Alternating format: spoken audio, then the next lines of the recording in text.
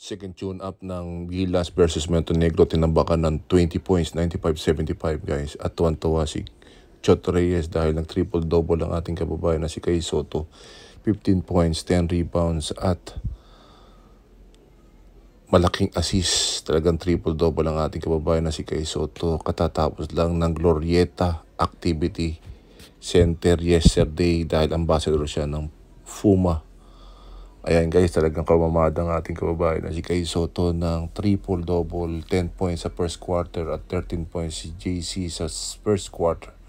At kumamada lang naman ang ating kababayan na si Kai Sotto ng triple-double versus Montenegro. Talagang nagpakitang gilas ang ating kababayan na si Kai Sotto at panalo, maging si Renz Abando ay nag-double-double din sa laban match-up ng Montenegro. Talagang Kai Sotto at JC. Talagang magandang duo sa FIBA World Cup at Kai Sotto abangan